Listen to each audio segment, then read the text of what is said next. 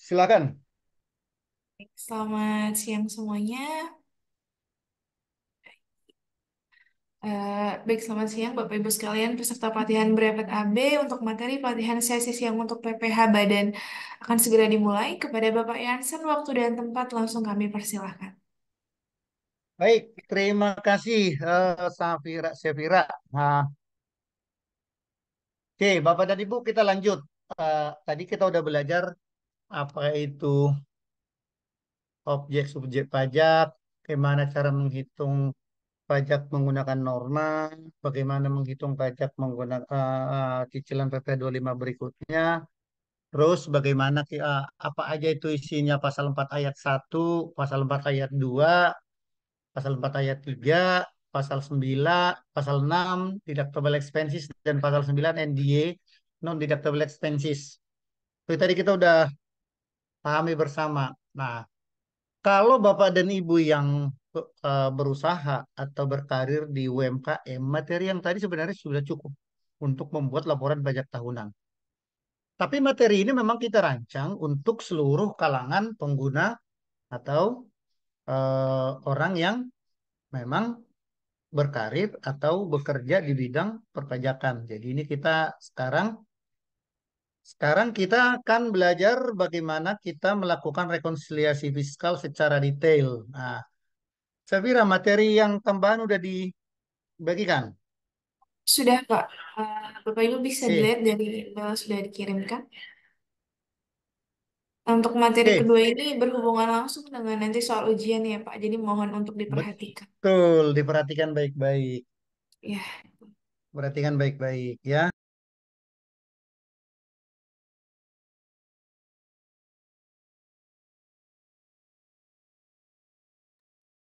Oke, baik. Sekarang ini kita saatnya kita untuk latihan ini semua open mic deh Bu. Biarin aja ketahuan nanti karena kan kita sambil diskusi nih. Kita sambil diskusi nih, open apa diaktifin semua mic-nya. Ya, Bapak Ibu boleh untuk open mic dulu. Retno, Nah, Pak oke. Muridwan, Bu Adinda. Eh, jangan lupa nih, kenapa harus saya open mic? Pertanyaannya itu langsung, langsung ditanya ketika nggak mengerti. Jadi jangan nunggu lewat. Kenapa?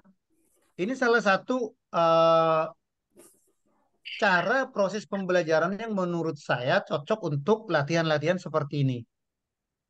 Baik, Adinda, Ridwan, Lucy, Abdul Aziz, tolong di on mic-nya semua. Langsung aja kita lihat. Oke, saya Mbak, sharing mau dulu nanya, ya. itu materinya belum Yep, masuk email ya? Sudah Pak, yang dua materi tambahan itu kan yang di foldernya sudah betul. dibagikan dua. Nah, yang judulnya materi tambahan itu Pak, yang Ada dua itu, Pak. Ada yang dari PDF dan ada yang dari eh, apa? Dari Excel. Jadi kita Oh main iya iya, dua nih. udah kalau yang itu udah. Udah. Oke, lanjut, Pak ya. Ya, Oke.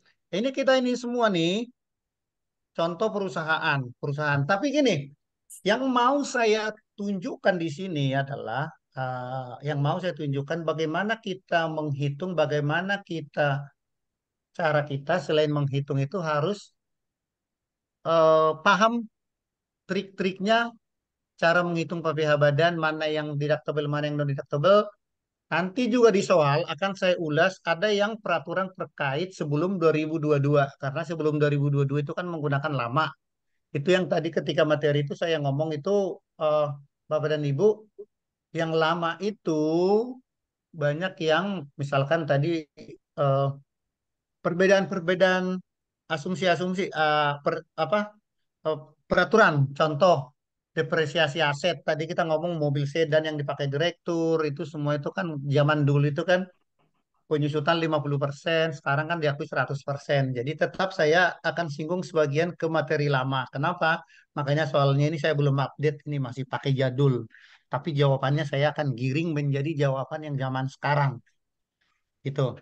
Oke, ini perusahaan, lupakan. Ini adalah perusahaan, jadi data-data aja ini, general.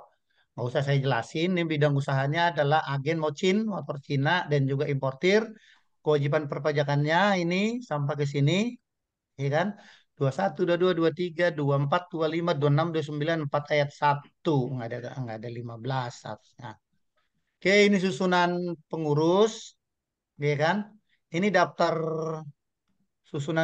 ini daftar pemegang saham, ini susunan pengurus, ini modal penyerta, ada dividennya, gitu, ada daftar aset, terus ini keterangan yang berhubungan dengan aset, ini bukti potong PPh pasal 22, ini SPT badan yang isinya mulai dari rincian laporan keuangan, ini kan penjualan, harga pokok penjualan, rincian penjual apa biaya penjualan, perincian administrasi biaya administrasi, terus penghasilan dari luar usaha, ada biaya dari luar usaha, pajak PP 25, keterangan tambahan lain-lain.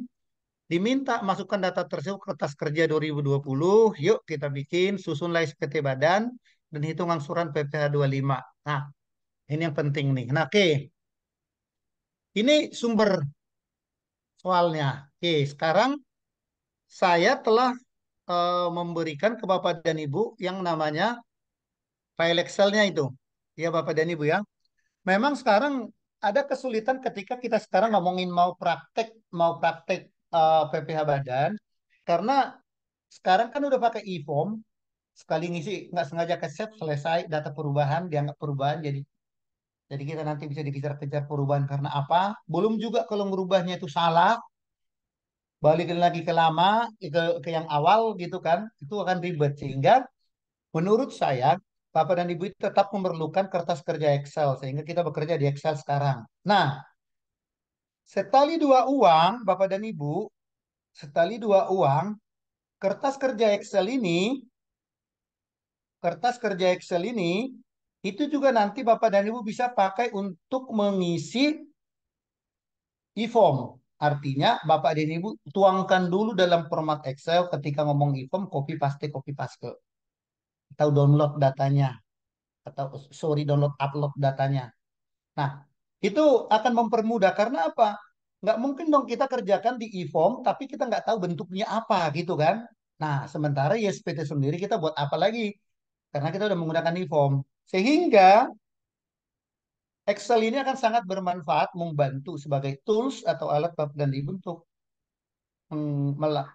mengisi e-form SPT badan. Oke, maka di e-form ini saya coba memang masih ada beberapa yang belum tertuang, misalkan kan lampiran ini lampirannya kan 1A, 3A, 4A, 5A, 6A, 7A, 8A1 udah ada nih. Jadi ada beberapa lampiran yang belum terisi. Tapi itu biasa lampiran-lampiran yang saya sebutkan tadi itu ya kalau memang perusahaan besar dan memang memiliki transaksi. Bagaimana kalau nggak ada transaksinya? Ya nolin aja di form, nggak usah diisi.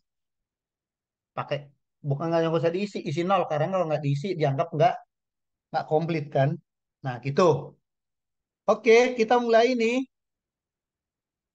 Di sini nih Bapak dan Ibu, lampiran 6 isinya adalah daftar penyerta modal pada perusahaan afiliasi, daftar utang pemegang saham, daftar piutang kepada pemegang saham. Nah, itu ada daftarnya kan? Oke. Karena ada daftarnya seperti ini, ya kan Bapak dan Ibu, karena ada daftarnya seperti ini, ada daftar seperti ini. Di soal tadi udah ada nih, daftar penyerta modal, penanam pemegang data utang dari itu, dan piutang ke pemegang saham. Nah, kalau ada ini diisi. Kalau ada ini harus diisi. Ya kan? Kalau ada. Kalau nggak ada, kosongin. Nah, ini saya contohkan ada Indomakmur, ada apa, ini daftar penyerta modal, ini diambil dari sini nih. Tadi nih, penyerta modal perusahaan lain kan ini nih. Nah, itu ngambil dari soal. Itu saya udah pindahkan ke sini. Nanti Bapak dan Ibu pelajari. Situ bisa diulang. Di 5 itu adalah daftar pemegang saham atau modal dividen yang dibagikan dan daftar susunan komisaris.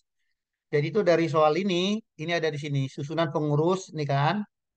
Nah kan, ini data susunan penguatan sahamnya. Ini tinggal pindahin, masukin ke form Excel yaitu lampiran 1771 lampiran 5. Di lampiran 4, Bapak dan Ibu lihat, ini penghasilan yang tidak termasuk objek pajak dan final. Oke, tadi Pak Ridwan ya yang nanya ini ya, Pak Ridwan. Iya, Pak. Betul Pak Ridwan. Yang keras suaranya Pak. Saya agak budek nih karena agak ada gerimis. Gimana, Pak? Tadi Saya kayak Pak yang nanya. Ridwan, oh Pak siapa? Pak Nur. Oke Pak Nur. Kecewa, Sorry Pak. Pak Ridwan. Pak Nur. Tadi kan bilang Bapak bertanya terus yang final diapain Pak? Dia SPT kan gitu Pak ya. Iya. Nah, yang final-final itu masukin di sini Pak. DPP-nya berapa, tarifnya berapa, yang dipotong PPh final berapa. Jadi masuk di lampiran 4. Yang final, sekaligus Bapak dan Ibu, perhatiin baik-baik.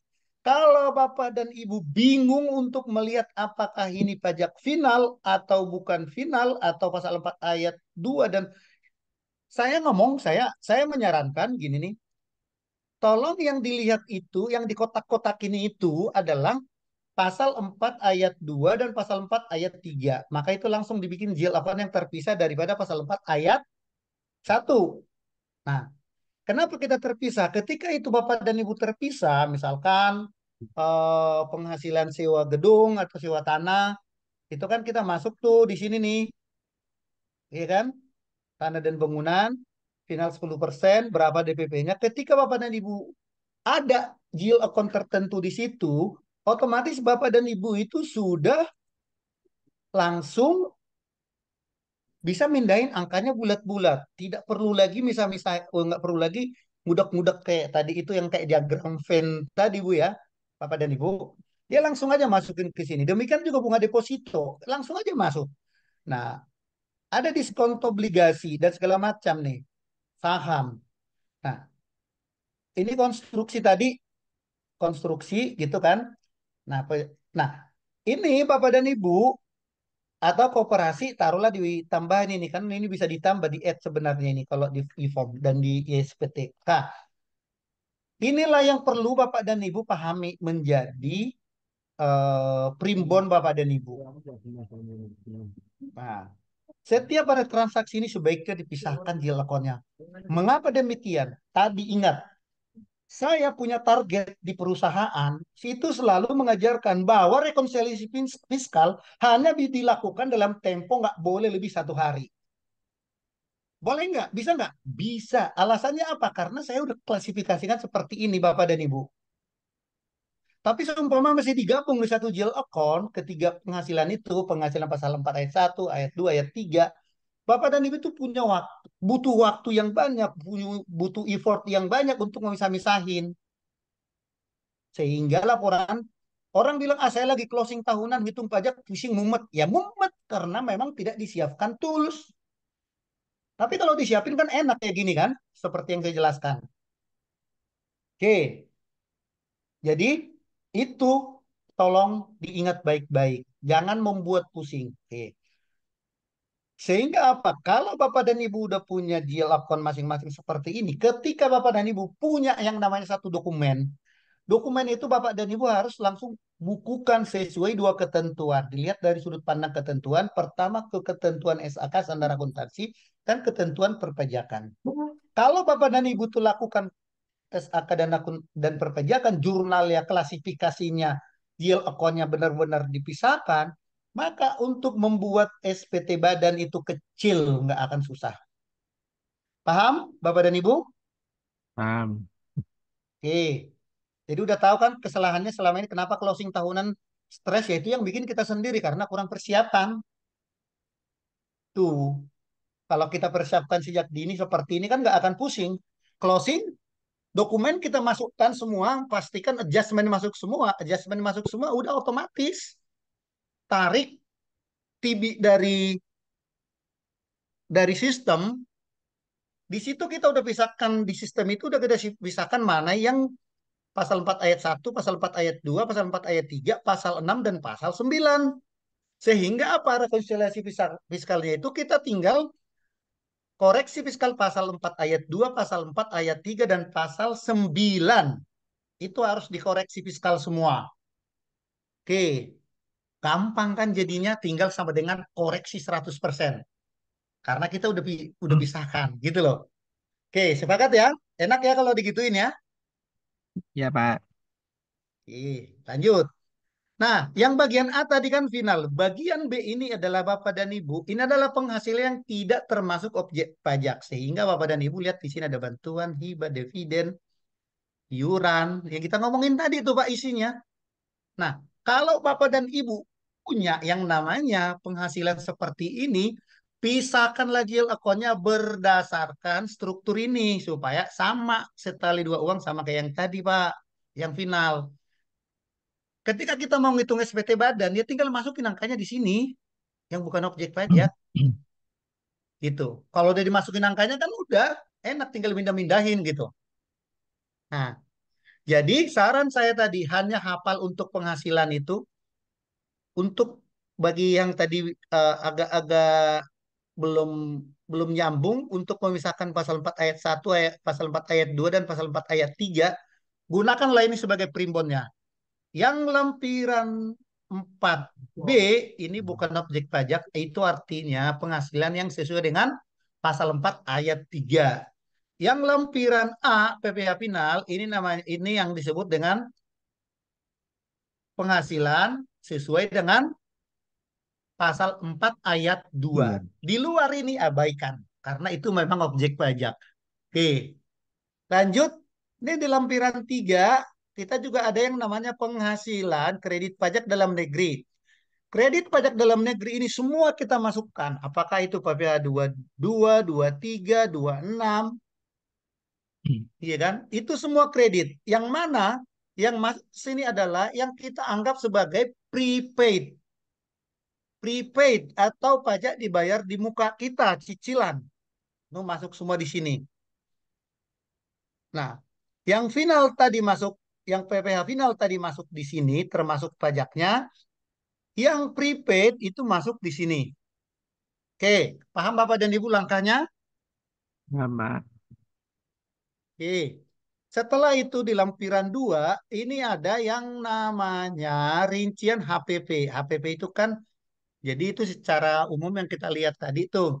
Ada namanya pembelian barang dagangan, ada biaya dari luar usaha, biaya apa HPP, biaya usaha lainnya, biaya dari luar usaha di total. HPP ini kita harus sama dengan jumlah HPP. Biaya dari luar usaha ini adalah biaya OPEX, ya kan? Biaya lainnya itu adalah biaya other dan other income dan other expense net. Itu masuk di sini. Itu.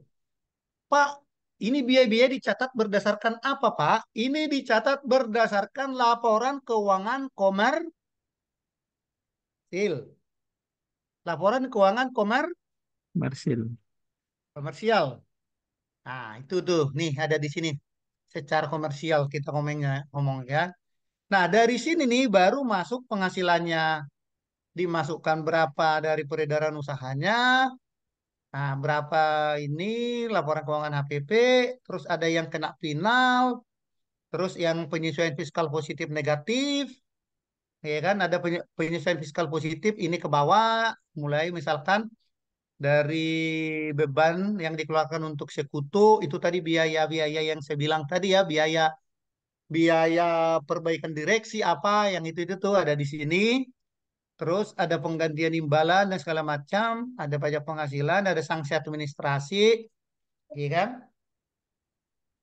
Terus di sini sampai total di bawah adalah itu koreksi positif. Di bawahnya ada koreksi negatif lagi nih. Ada penyusutan, ada selisih amortisasi, penghasilan yang ditangguhkan pengakuannya, ini accrue income itu nggak boleh. Nah, penyesuaian lainnya. Nah, maka inilah yang namanya dengan penghasilan neto fiskal. Dari sini kita masuk ke induk atau 1771. Ini semua udah link. Ini dari formulir ini ada keterangannya sumbernya dari mana, linknya udah ada. Di sini ada segala macam. Terus dan segala macam ini. Nah, maka ini terhutang PPh. Setelah terhutang dihitung kali tarif, pajaknya adalah 211. Ini. Nah, di sini ada kredit pajak itu dapatnya tadi dari lampiran 3 ini Bapak dan Ibu, kredit pajak yang ada di sini nih. Pajak penghasilan yang dipotong atau dipungut, kredit pajak itu dapatnya dari situ. Yang ini kredit pajak luar negeri kalau ada PPh pasal 24 dan atau 26 luar negeri. Terus set di total kredit pajaknya sekian. Kredit ini pajak terutang, PPh terutang dikurangi total kredit pajak ini, maka ini PK. Ini adalah pajak yang harus dibayar sendiri.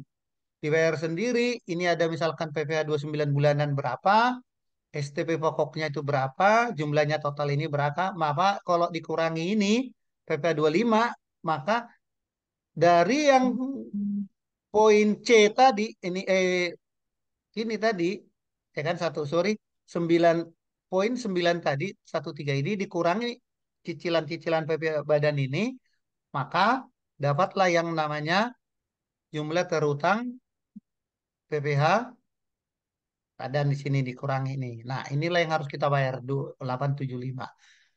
Itu alur untuk menyusun. Nah, halaman 2 tadi ini adalah soal terakhir sebelum istirahat tadi. Ini penghasilan neto dasar yang menjadi dasar. Ini kan kompensasi kerugian kalau ada penghasilan PKP-nya sekian, PPh terutang di sini. Kalau ada yang tidak teratur itu dikeluarin, yang final dikeluarin. Maka untuk menghitung PPh 25 yang harus dibayar adalah segini.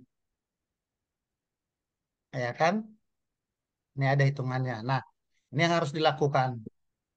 Nah, oke, siapa yang membuat ini yang umum-umum. Oke, itu caranya. Nah, bagaimana kita untuk mempersiapkan ini? Saya udah buat kertas kerja di sini, Bapak dan Ibu, dimulai dari laba rugi dan sebenarnya di sini juga ada neracannya, posisi laporan keuangan yang udah saya sesuaikan dengan soal ini, laba ruginya ini dengan soal.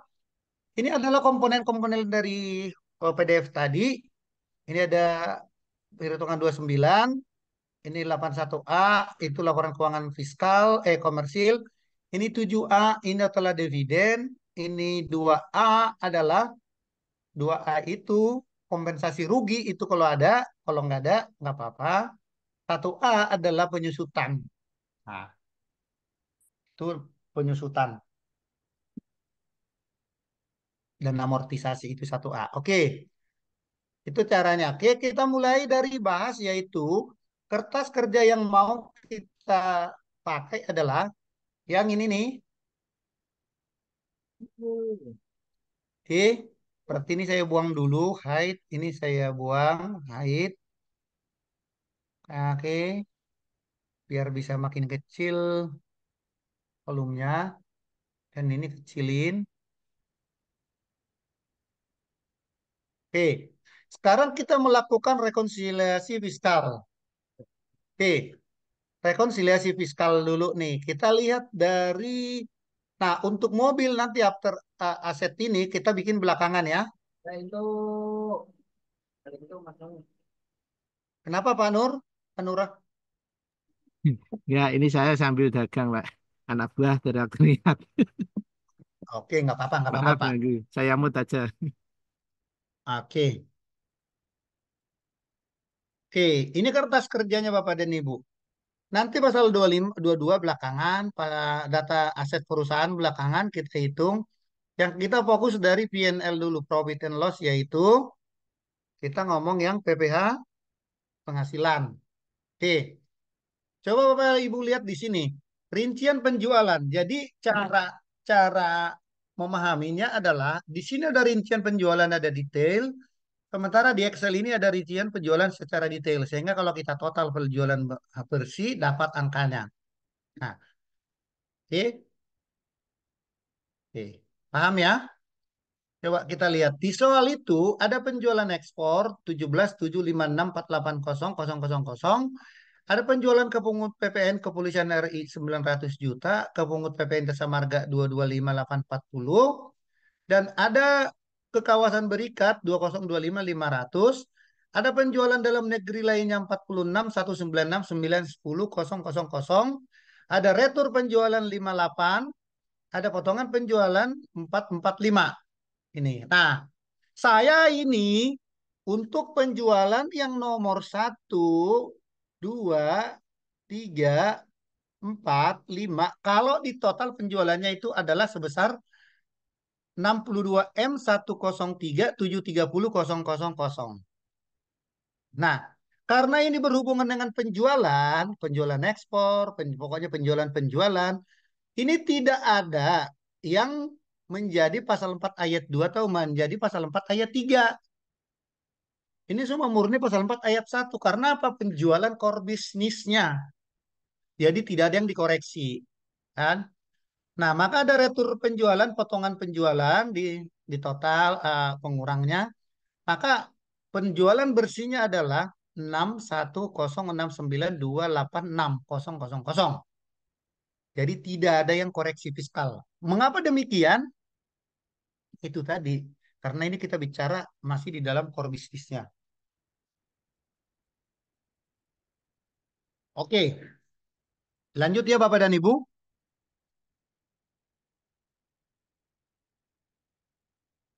Oke,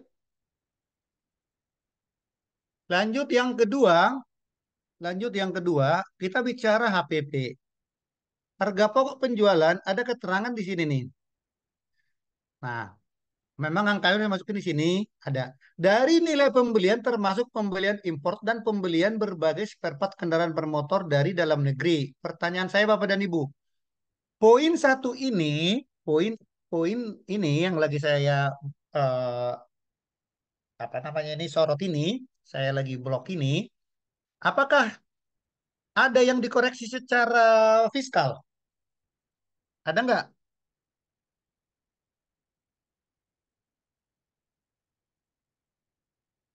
Ayo Bapak dan Ibu, ada yang dikoreksi secara fiskal nggak ini?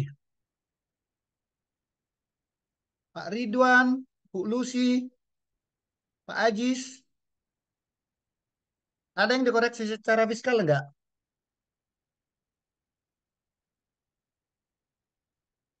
Ya, silakan Halo? mungkin Pak Nur, Bu Lucy, ada yang bisa bantu jawab mungkin salah satunya ada yang di mana yang bisa dikoreksi fiskal begitu ya Pak Yansen ya. Iya. Kira-kira poin yang saya sorot ini, ada hubungannya, apakah ada yang perlu dikoreksi fiskal atau tidak yang saya sorot ini? Dari pembelian termasuk pembelian impor, pembelian berbagai spare part kendaraan bermotor dalam negeri. Nggak ada, Pak. Ada nggak? Tidak ada, Pak. Oke, nggak ada Pak. Karena apa? Itu memang menjadi PPA masuk ke dalam pasal 4 ayat 1 kan? Sesuai gitu. Ye, gaji upah merupakan gaji upah pegawai bagian assembling yang besarannya tidak melebihi PTKP. Oke, poin kedua ini. Ada yang bisa dikoreksi fiskal atau tidak, Pak?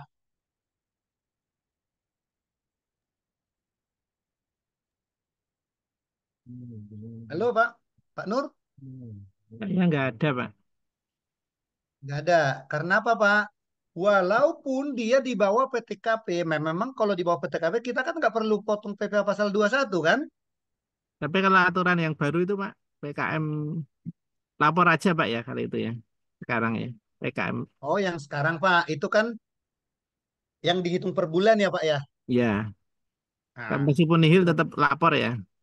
tetap. Gitu. Kalau dulu kan yang di bawah PTKP hanya menyampaikan SPT tahunan kan, Ya, tidak perlu menyampaikan SPT masa kan? Perlu juga, Pak. Tapi di sekali aja ya, Pak. Iya, kalau sekarang enggak, Pak. Oke, berikutnya biaya penyusutan nanti kita bahas ketika bahas penyusutan, Pak ya, kita lewatin dulu ya.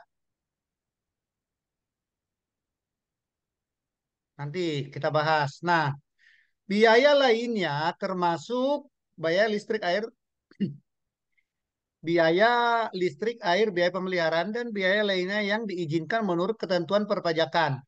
Nah, biaya lainnya ini nih, biaya lainnya yang ada di sini nih, itu juga nih, biaya lainnya ini, itu juga nggak ada yang perlu dikoreksi karena kan dibilang udah sesuai menurut yang diizinkan menurut ketentuan perpajakan.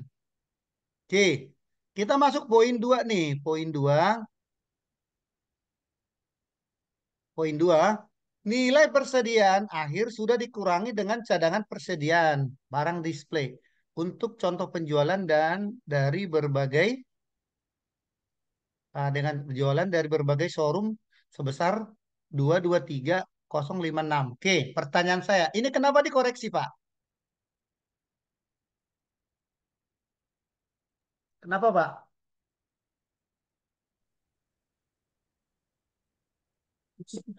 Baik, Pak. Boleh dibantu untuk respon, Pak? Biar komunikasinya dua arah seperti ini. Silakan, Pak. Pak Nur atau Pak Oh, Ridwan, silakan.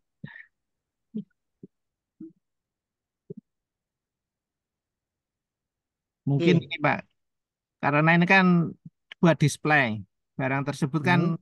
ketika didistribusikan kan kita harus ada itu ya, faktur juga ya, distribusikan ke showroom-showroom. Hmm.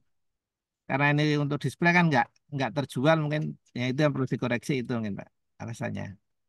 Oke, makasih jawabannya, Pak. Nah, Bapak dan Ibu, jangan malu untuk menjawab walaupun salah. Karena Bapak dan Ibu ketika salah di sini, saya akan betulkan dan akan ingat selamanya perbaikannya. Kalau Bapak dan Ibu malu di sini, nanti nggak perbaikannya akan kurang. Nah, gini Pak jawabannya. Di laporan keuangan komersil biasanya kan persediaan akhir bersih, artinya persediaan akhir dikurangi cadangan penyusutan, cadangan eh, cadangan apa namanya inventory allowance itu loh. Nah, cadangan persediaan barang display, cadangan yang dicadangkan barang rusak atau usang gitu kan. Nah, sehingga apa Bapak dan Ibu, biaya cadangan persediaan tersebut kita tidak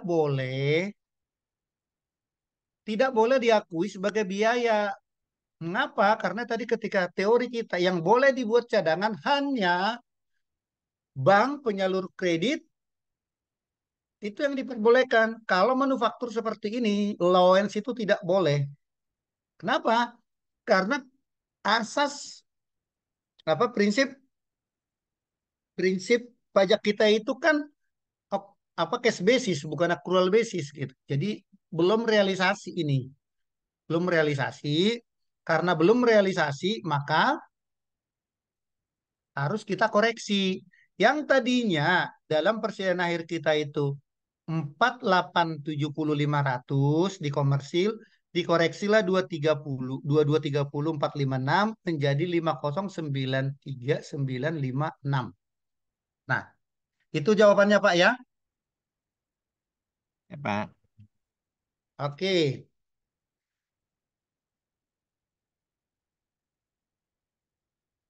Oke. Ini terkait HPP dan peredaran usaha penjualan kita udah selesai. Kita masuk ke biaya operasional OPEX. Nah, OPEX, operational expenses. Kan? Oke,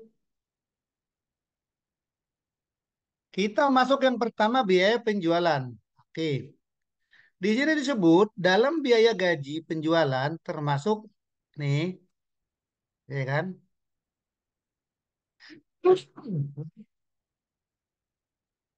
Dalam biaya gaji pegawai bagian penjualan termasuk gaji THR, bonus, pesangon, tunjangan premi BPJS serta uang saku untuk bagian marketing sebesar 76.712.00 yang bertugas keluar kota. Uang saku tersebut tidak diperhitungkan di PPh pasal 21 karyawan yang bersangkutan. Nah, ini kan tidak diperhitungkan di PPh pribadi karyawan yang bersangkutan. Nah, karena nggak diperhitungkan, maka dia tidak boleh dianggap sebagai biaya. Kita harus dikoreksi fiskal 76 sehingga biaya pegawainya yang tadinya komersil sebesar 577.464.000 koreksi 76.712.00 menjadi 507.552.000. Tuh koreksinya di sini. Oke. Yang berikutnya ini adalah Izin Pak mau bertanya Pak. silakan. Kalau misalnya kita memberikan apa uang saku atau fee marketing untuk non pegawai itu Pak, hitungannya gimana ya Pak? Itu tetap gimana ya? Pajaknya atau dibiayakan atau gimana ya, Pak? Nah, tadi kan Pak, ketika kita ngomongin biaya marketing itu kan ada tadi Pak. Ya, Jadi Pak. biaya marketing apa aja, ketika kita bayar uang ke orang tersebut, bukan barang, bukan apa gitu kan, itu kan harus dipotong PPh satu Pak ya. Ya, Pak. Nah, kalau itu nggak dipotong PPh satu Pak, kalau nggak dipotong, itu artinya biaya itu harus dikoreksi fiskal Pak. Nggak boleh diakui dalam menghitung Baik, Pak. Terima kasih, Pak. PPh badan. Jelas Pak Ridwan? Jelas, Pak. Oke. Kedua nih, biaya perjalanan dan transportasi merupakan biaya tol bensin bagian marketing sebesar 225.724. Perjalanan dinas keluar kota 168.24700. Sisanya merupakan perjalanan liburan tur marketing ke Singapura.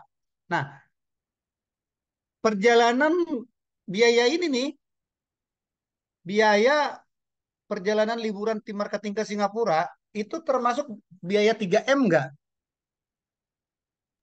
Tiga. Nah, karena tidak termasuk, maka dikoreksi. Nah, enggak poin B, ini kan poin ini biaya perjalanan transportasi itu harus dilihat berapa yang dikurangkannya. Lihat kan di sini breakdownnya dilihat. Biaya transportasinya 225.724, perjalanan dinas luar kotanya 168.247. Nah, sehingga biaya liburannya kan harus kita hitung berapa yang dikoreksi nih.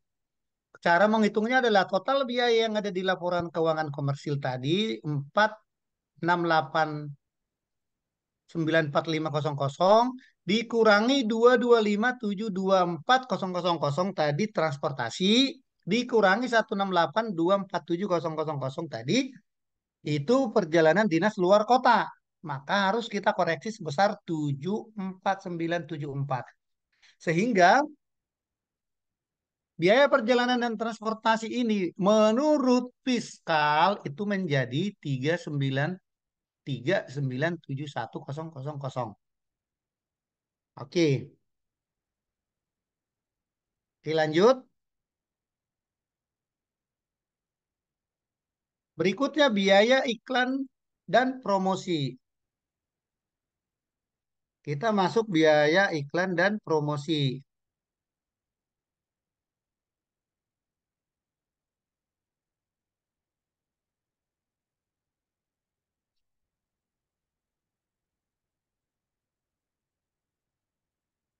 Toh,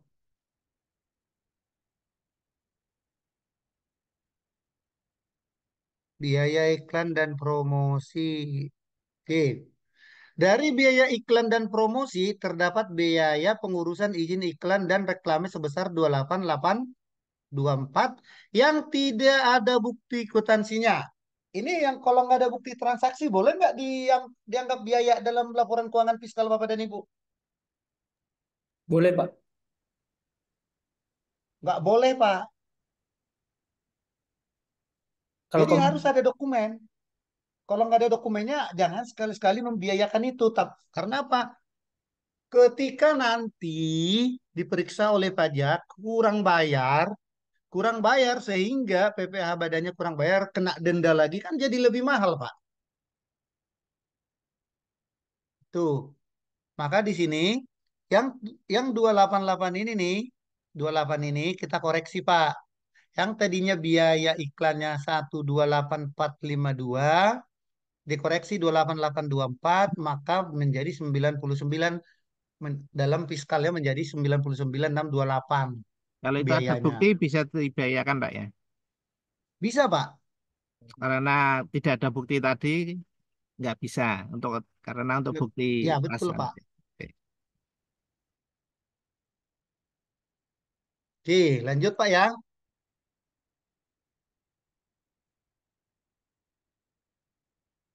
Biaya entertain merupakan biaya jamuan, supplier, dan customer. Hanya 70% yang bisa dibuatkan daftar nominatif. Oke, entertain, poin D.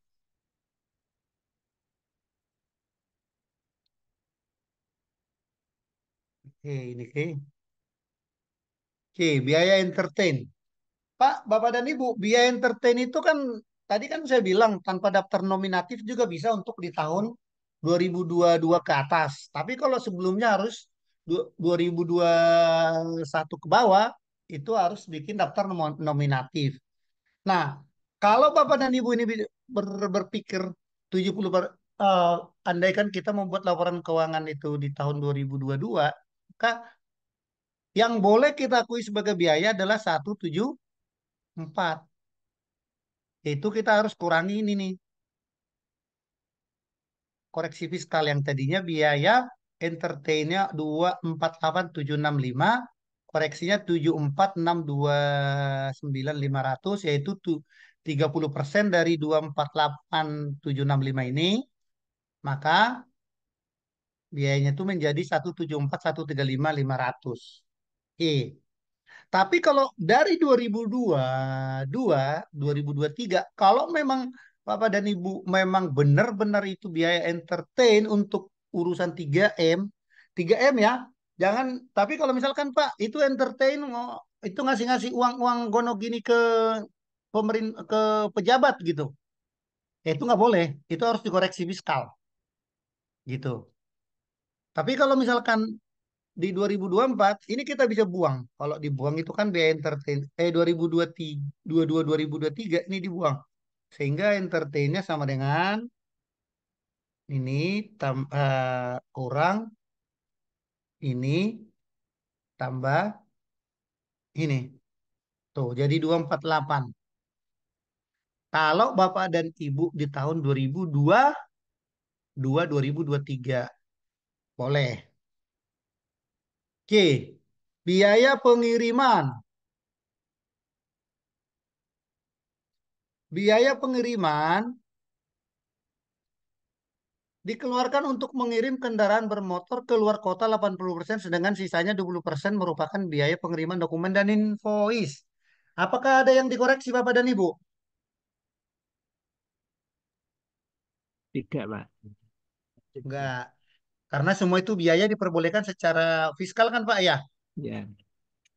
Tuh. Nah, itulah komponen dari rincian biaya HPP tadi nih. Kita ngomong biaya penjualan, sorry, rincian biaya penjualan, OPEX-nya. Nah, dari OPEX ini tentu setelah kita periksa, kita amati dengan kondisi atau kriteria di soal yang poin 3 ini, maka inilah nilai yang dikoreksi secara fiskal.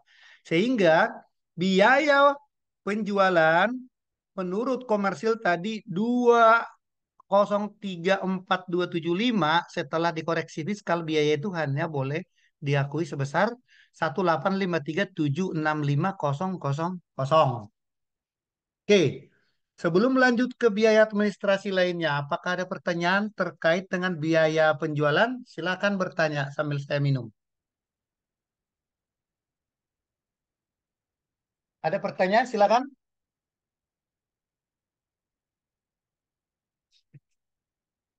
Silakan Bapak Ibu, ada yang ingin bertanya terkait yang sudah dijelaskan? Atau ada yang masih bingung? Boleh ditanyakan kembali agar bisa diulang oleh Pak Yansen. Begitu. Ya, lanjut, Pak. Dilanjut. Mungkin boleh dilanjut Lanjut, Pak Yansen. lanjut Belum Pak. ada. Kalau ibu-ibunya gimana? Lanjut atau mundur?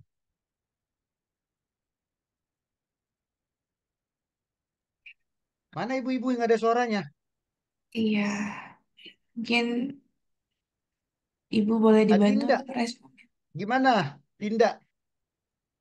Mungkin bisa dijelasin lagi Pak sekali untuk yang biaya entertainmentnya kenapa tadi tadi ada di kolom koreksi fiskalnya sekarang sama saya tadi kelewat.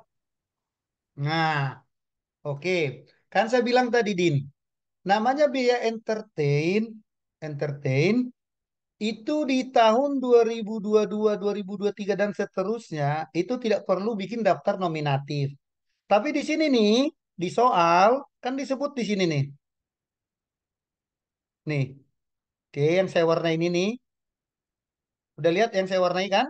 Ya, Biaya entertain merupakan biaya jamuan beberapa supplier dan customer hanya 70% yang bisa dibuatkan daftar nominatif.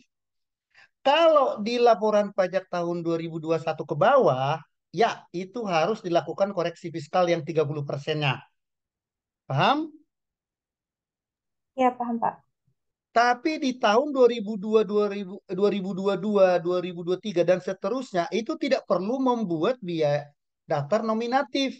Mengapa demikian? Kan karena itu kan kalau jamuan dengan supplier, jamuan dengan customer itu kan terkait 3M. Mendapatkan, menagih, dan memperoleh penghasilan kan? Nah, Ya Pak. karena itu terkait 3M, itu kan tadi kita ngomong di Undang-Undang Ciptaker itu diperbolehkan yang penting terkait 3M.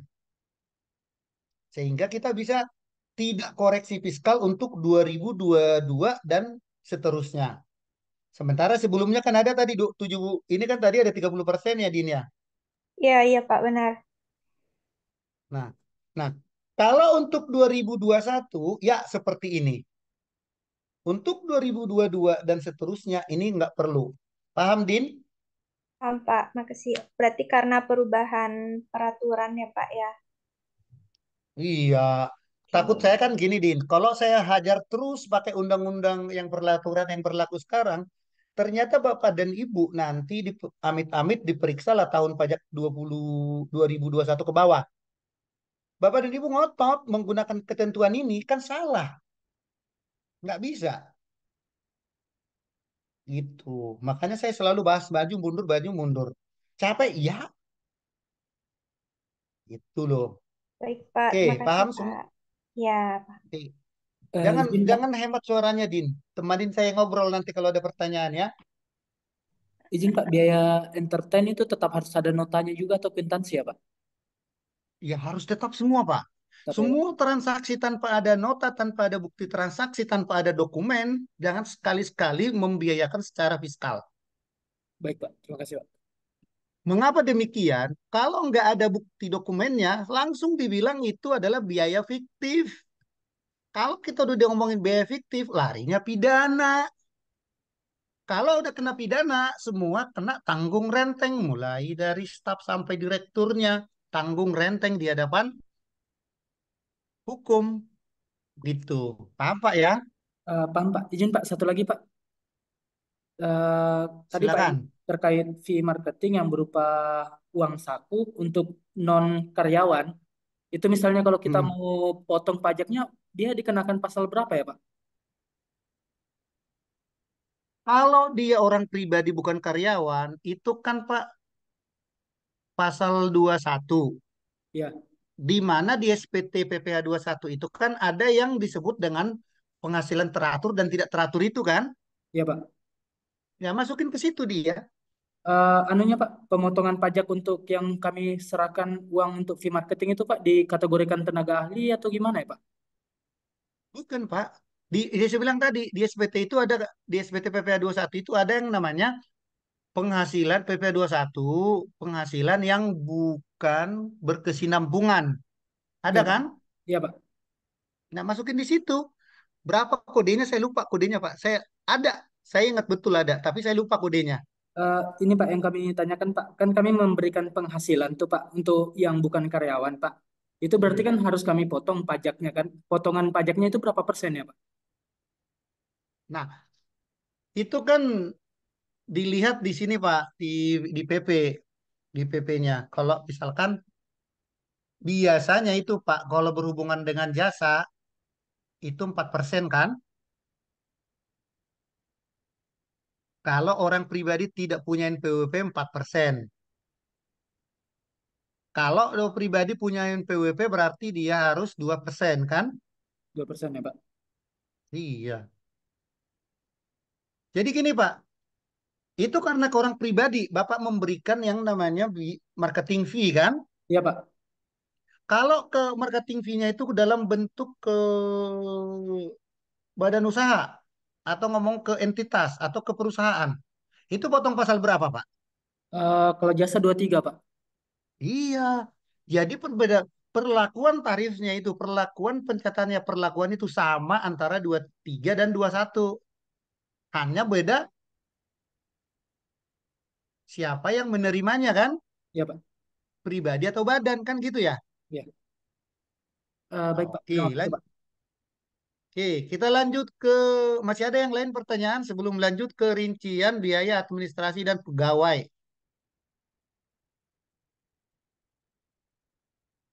Oke, lanjut ya. Lanjut. Oke, biaya biaya umum dan administrasi, biaya pegawai. Ada gaji, premi 1634, terus ada premi BPJS 59, ada pembagian sembako 88, ada penggantian pengobatan dengan rembes 166824. Ada pembagian. Oke. Pertanyaannya, kita lihat di biaya pegawai. Biaya pegawai, apakah ada yang dikoreksi? Nih, lihat. 1944 ini merupakan total dari 1634, 55, total dari semua ini ya. Gitu. Oke.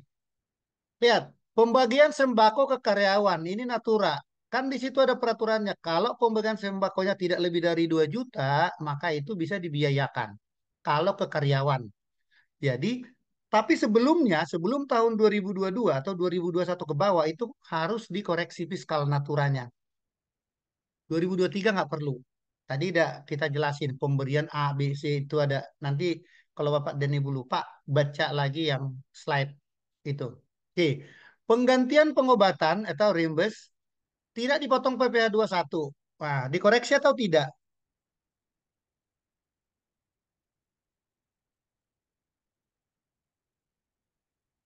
Halo Dinda, Dinda atau Pak Ridwan atau Pak Nur, silakan.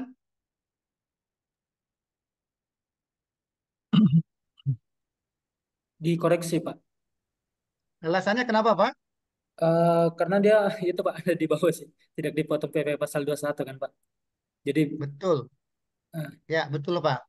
Tapi tadi sembako saya udah garis bawahi ya. Di 2021 ke bawah itu dikoreksi fiskal. 2023 ke atas, 2022 ke atas itu tidak dikoreksi fiskal ya.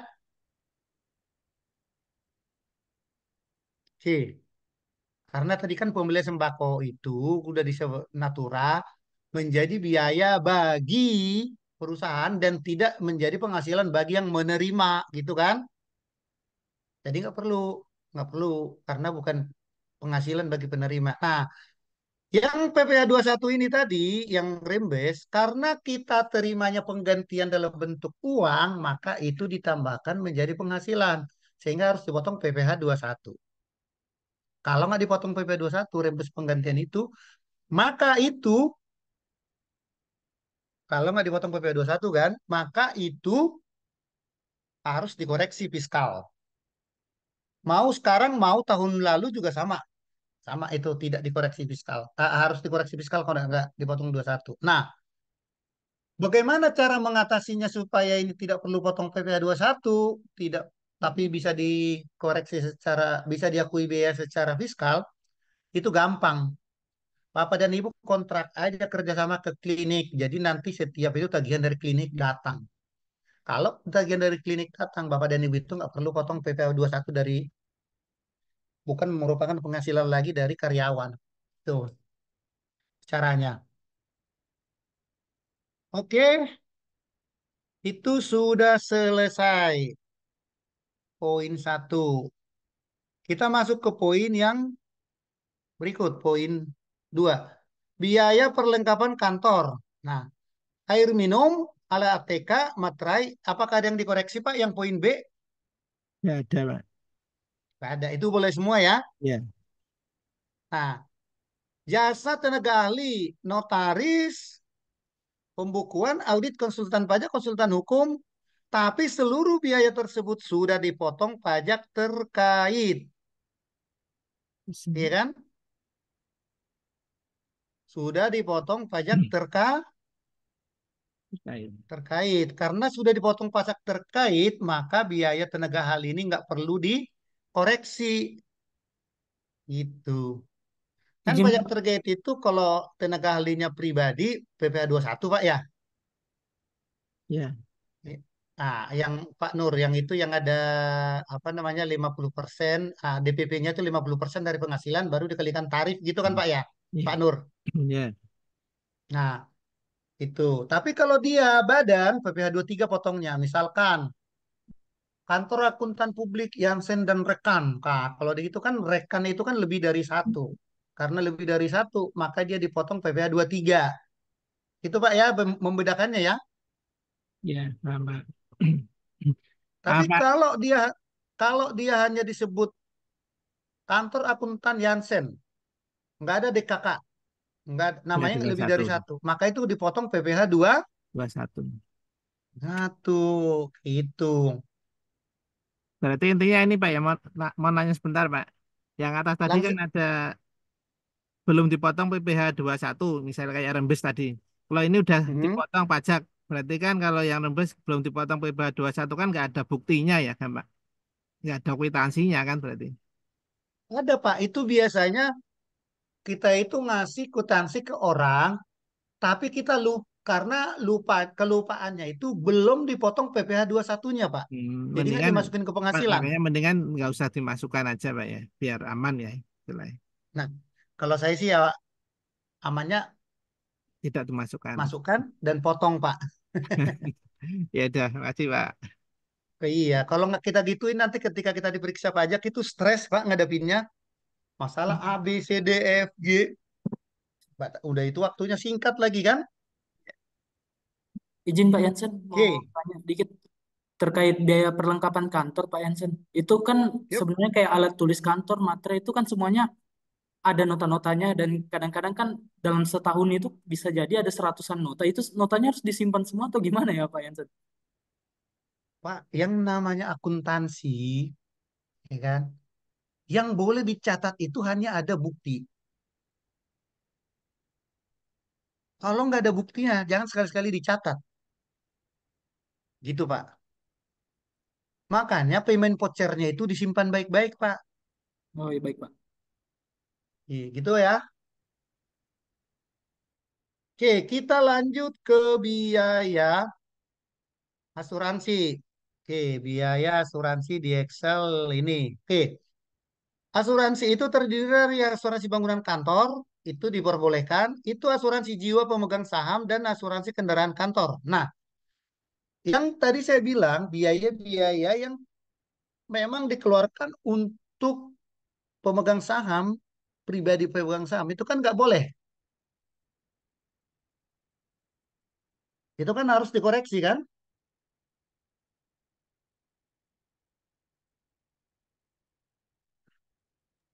Tapi Harus kalau dikoreksi kan secara ada keterangan juga Pak itu, kalau dia akui UJK, OJK bisa mau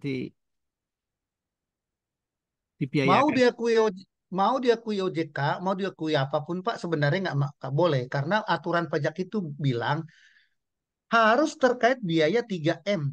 Karena pemegang saham, dia harus membayar asuransi dari dividen dia. Atau kalau dia jadi direktur di perusahaan, dari gaji direkturnya. Bukan dari perusahaan, kan gitu kan? Iya, paham Pak. Oke, makanya dikoreksi. Dikoreksilah 54. Yang tadinya 89225 di komersil, dikoreksi 54025, maka fiskalnya hanya diperbolehkan menjadi 35200. Itu. Oke, listrik, air, dan telepon. Nah, ini juga saya akan highlight dari dua sudut pandang. Listrik, air, dan telepon 282, biaya pulsa handphone bagian marketing 156. Oke, sekarang Pak, kalau di 2021, ini biaya marketing ini Ampun, nih, nggak itu boleh. dikenakan biaya 50%. 50%. Jadi 156, 428 dibagi 2, 50%. Itu yang boleh diakui di tahun dulu, di 2021 ke bawah. Di 2002 ke atas, 2022 ke atas, itu 100%. Karena itu kan terkait 3M kan?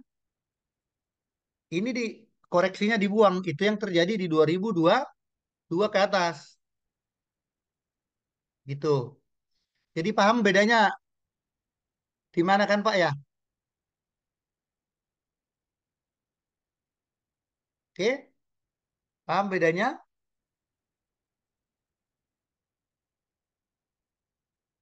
Oh, paham, Pak. Oke. Oke, siapa tadi yang yang masih fresh graduate? Siapa tadi sih namanya tuh? Dinda. Paham yang itu, Din? Kenapa itu dikoreksi dan Paham kapan Pak, bisa dikoreksi dan kayak tidak dikoreksi? biaya entertainment tadi Pak ya, Hmm? mirip karena I- ya kan, iya, ya karena peraturan kan, ah itu batasan batas Undang-Undang HPP dan Omnibus Law itu kan kita berlaku di 2022 kan? ya Karena di 2022 maka biaya-biaya itu kita boleh biayakan.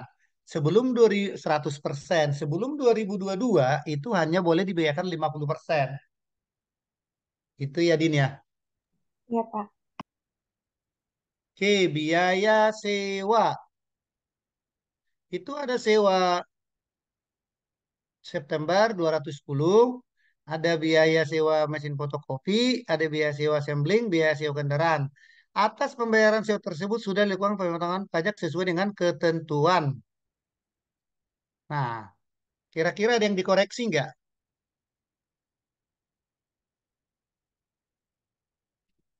Bapak dan Ibu, dikoreksi?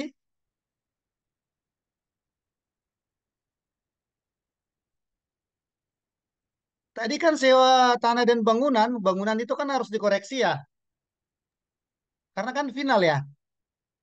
Oh iya. Iya, makanya biaya sewa sebesar 210 itu saya koreksi, karena itu final. Ya, Gitu. Yang lain kan berarti yang 276 sewa fotokopi, sewa apa, sewa apa kan gitu kan? iya, Pak. Gitu. Itu alasannya kenapa dia dipotong. Nah, untuk penyusutan nanti ada mekanisme sendiri, ada waktu sendiri kita bahasnya. Tuh, untuk penyusutan kita lewatin. Oke, biaya bunga. Sewa, eh, biaya sewa udah, biaya bunga. Biaya bunga boleh dong, menurut pajak kan boleh tadi kan? Bunga pinjaman boleh, nggak ada yang perlu dipotong kan? Ya, nggak dipotong. Nah, biaya pemeliharaan dan reparasi perlu dipotong nggak, Pak? Contoh ini juga krusial sama kayak tadi nih kasusnya nih. Mobil sedan itu kan dipakai direktur. Zaman dulu kan 50% yang harus maksud saya kok saya ngomong zaman dulu. Dari 2021 ke bawah itu kan 50% Pak ya. Ya, Di 2022 ke atas itu 100% gitu. meskipun itu untuk Jadi kebutuhan pribadi pemegang saham bisa, Pak ya? kalau itu untuk pribadi pemegang saham dikoreksi 100%. Kalau pemegang sahamnya tidak bekerja di perusahaan itu, artinya dia pemegang saham, terus tiba-tiba ya sebenarnya pemegang saham juga bisa Pak. Kalau misalkan bukan go public gitu ya, bukan go public, pemegang saham ah, untuk menunjang operasional dia kan pemegang saham biasanya kan rata-rata komisaris. Kalau dipakai jabatannya komisaris, kalau dipakai jadi komisaris dia di perusahaan, itu boleh diakui. Tapi kalau dia nggak ada jabatan struktural di organisasi perusahaan, nggak boleh. Itu batasannya Pak ya. Karena apa? Iya, Menunjang kinerja kan? iya. Itu. Tapi jangan juga Bapak nanti bilang gitu, oh saya punya saham di PT Sido Muncul, sekian. Ya biaya saya masuk dong ke situ ya. Jangan juga. Karena apa? Tidak kerja, Karena kita tidak cuma pemegang menjabat saham. struktural di sana kan? Iya, istilahnya nggak kerja, Pak ya. Cuma setor modal. Iya. Kalau itu ya biaya kan Bisa. tanggung sendiri, hanya dapat dividen aja kan Pak ya. Ya, lanjut, Pak. Tuh.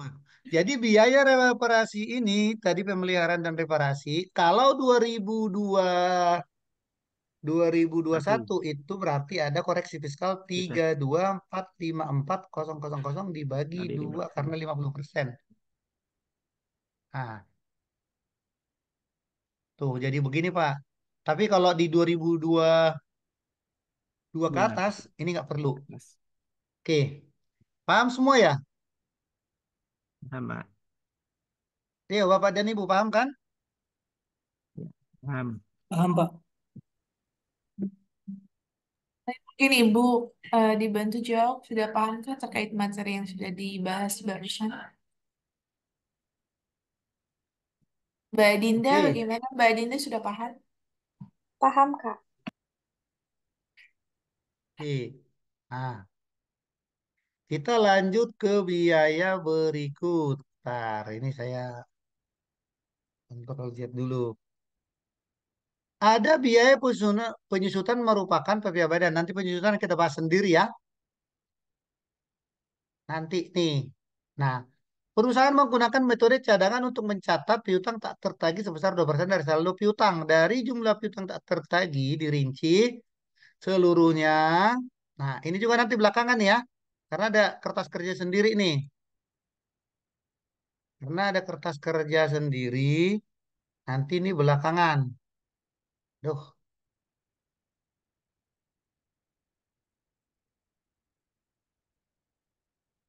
tar, gimana tadi ini? Ini nanti belakangan ada kertas kerja sendiri. Nah, oke, oke. Ini ada biaya lain-lain termasuk PBB, sanksi berupa keterlambatan 32, terus sumbangan sembako ke panti asuhan Kasih Bunda, ini kan, dan sumbangan ke bencana nasional, langganan masalah kantor. Nah, biaya-biaya ini apakah ada yang kita koreksi Bapak dan Ibu? Mungkin yang sanksi itu Pak, dikoreksi Pak, ya. Oke, sanksi. Apalagi Pak? Kalau Sumbangan sembako ke panti asuhan kasih bunda, Pak. Oke. Karena apa? Kalau mau memberikan sumbangan sembako, jangan ke panti asuhan langsung, harus melalui dinas sosial kan? sial, kalau tidak itu Pak ya, Betul. badan zakat Iya, yang diakuin secara nasional. iya kayak gitu sama kan prinsipnya sekarang Pak. Kecuali panti asuhan tersebut mendapat izin dari Kementerian Sosial dan Kementerian Keuangan untuk menerima sumbangan. Kalau dia punya izin, boleh. Kalau enggak, nggak boleh. Kan gitu prinsipnya ya. Kalau untuk ngakalin itu gimana Pak? Biar bisa di apa dibiayakan. Kan kadang panti asuhan kan tetangga kita ya. Nah, Mhm. akan minta otomatis kalau kita suruh minta ke anu kan nggak bisa ya ke badan apa gitu kan. Kita mau nggak mau kan harus langsung. Nah, untuk mengakali Mhm. tadi gimana Pak? Aduh, yang ngakal-ngakalin ini saya pusing Pak. Akal saya tuh sebenarnya nggak ngakal-ngakalin. Kayak tadi kan ada yang bisa diakalin tuh. Kayak rembus tadi. Itu, hmm, gimana ya saya mau ngomongnya. Ini memang sering terjadi Pak. Sering terjadi karena kita itu kan ke apa ke tetangga gitu kan. Kalau kita nggak nyumbang kan nggak punya hati nurani. Tapi aturannya kan jelas kita nggak boleh memberikan itu. Jadi itu harus dikoreksi fiskal Pak. Iya. Kalau mau nyumbang pakai dana pribadi gitu ya dari dividen aja. Iya, itu Pak harus harus dikoreksi fiskal Pak. Jangan jangan itulah jangan dia kalah-kalin. Nanti kalau dia kalah-kalin kita sendiri yang pusing Oke, iya Pak. Makasih Pak. gitu. Udah diakalin, udah berbohong, udah pusing, nanti ketahuan lagi 2 kali, udah dosa, dapat lagi Alasannya lupa. denda. Iya Pak. Jadi Makasih Pak. hukumannya hukumannya hukuman dunia dan akhirat jadinya kan? Itu saran saya. Kak, oke kita lanjut. Biaya lainnya di sini nih, berarti kita koreksi ada 2 nih. 32 keterlambatan sanksi dan 305 sembako ke panti asuhan. Itu harus dikoreksi. Sehingga tadi biaya lainnya itu 151 311 Itu menjadi 88, 6, 11. Oke, paham ya?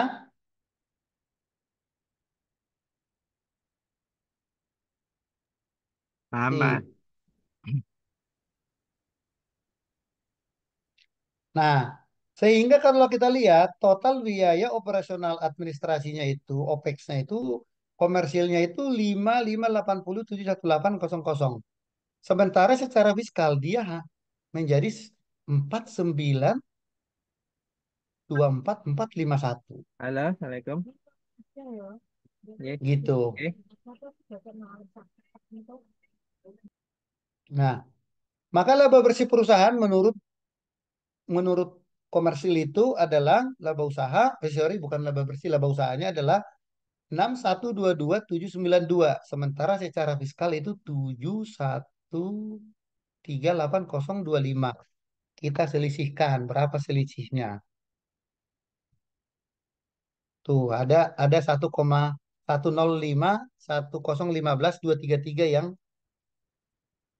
keuntungannya bertambah. Karena apa? Karena tadi biaya ini total yang biaya ini sampai ke atas itu kita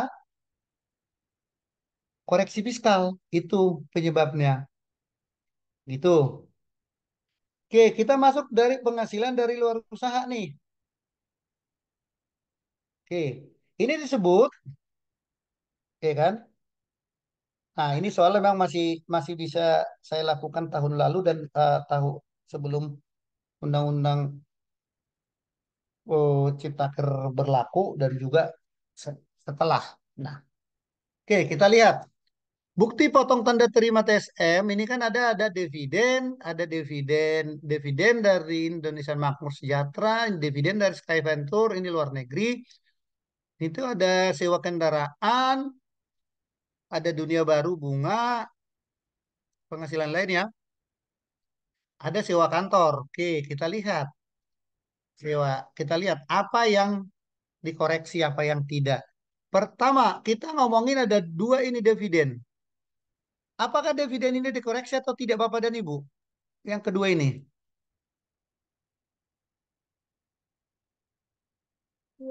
Dikoreksi nggak dividennya Bapak dan Ibu?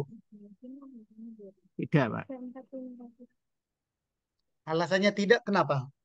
Final ya. Artinya final. Oke. Neng Dinda,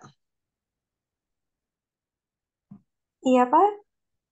koreksi atau tidak itu dividen akan ada dua nih. Dari PT Indomakmur dan Sky Venture. Tidak juga, Koreksi. Pak, karena final. Tapi saya ragu yang Sky Venture tuh apakah perlu dikoreksi atau enggak. Tapi yang Oke. Indomakmur nggak perlu koreksi. Kalau di tahun 2002 satu ke bawah, jawaban Bapak dan Ibu itu benar. Tapi 2002 ke atas, ini harus dikoreksi, Pak. Karena apa? Dividen yang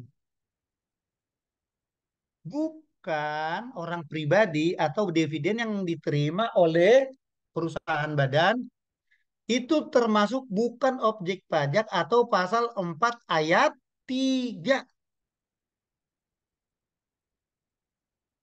Jadi dikoreksi untuk 2022 ke atas. Oke, paham Bapak dan Ibu? Paham, Pak. Paham. Kan Berarti ada jelas yang tadi aturan.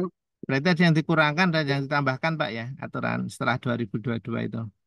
Iya, kan ada aturan mainnya tadi dividen. Mana tadi saya lupa nih, tar dulu nih, dividen. Saya searching dulu deh. Dividen.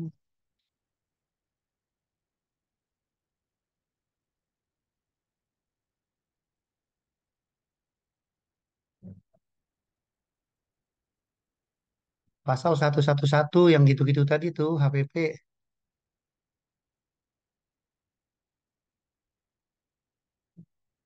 Oh, biaya itu harusnya ada di penghasilan. Nih, tuh. Kan aturannya ini tadi ya, pasal 111 ya. Ayo Bapak dan Ibu, Iya, ini kan Pak. ini kan dasarnya ini kan. Dividen Ya, berasal dari negeri diterima WP orang pribadi sepanjang diinvestasikan. Dalam jangka tertentu, WP badan tidak dikenai PPh, nah, atau dikecualikan dari objek pajak. Tuh.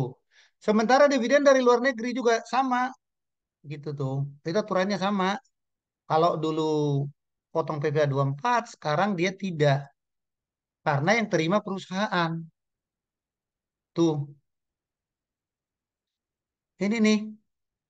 Hmm. Tidak, dalam hal ini. Yang penting intinya apa? Diinvestasikan di Indonesia. Nah, kalau kita ngomong dividen yang diterima perusahaan, mau nggak mau, dividen itu kan dipakai untuk operasional, investasi, meningkatkan pembiayaan cash flow-nya si perusahaan kan, gitu kan ya. Jadi nggak perlu dikoreksi fiskal kan? Oke, itu aturannya tadi. Nah, kalau yang dividen ini yang di atas Indomakmur itu kan dalam negeri, yang Sky Venture ini kan dari luar negeri. Oke, yang kita ngomong ini nih, sewa kendaraan, perlu nggak dipotong PP 21?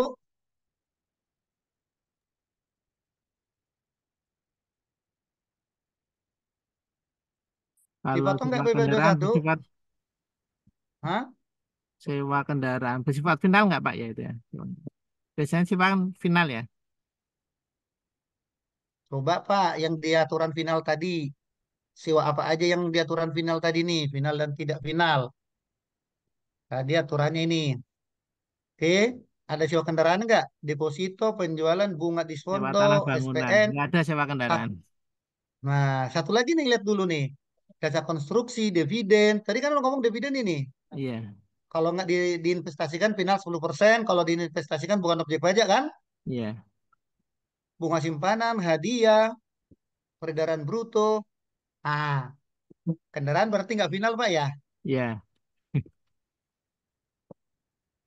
Ih, itu Pak cara sambil sambil saya kasih tahu iya, mundur-mundur. Nah, iya, sewa, sewa kendaraan berarti nggak perlu itu. Oke, terus ya sewa kendaraan. Nah, yang pentingnya nih yang mungkin ada ini nih Pak, sewa kantor. Sewa kantor mandiri nih, mana sewa kantor? Nih, dipotong Pak ya? iya, dipotong, Sorry, bukan dipotong. Dikurangi karena apa? dikoreksi. Dikoreksi kan? Iya, karena bersifat Tuh, final. iya karena final kan? Iya, tanah dan bangunan bersifat final. Oke, kerugian dari selisih kurs sesuai dengan ketentuan PPh 25 itu kalau dihitung nanti untuk pasal 29. Keterangan lain-lain, biaya dari luar usaha, selisih kurs gitu kan, sesuai.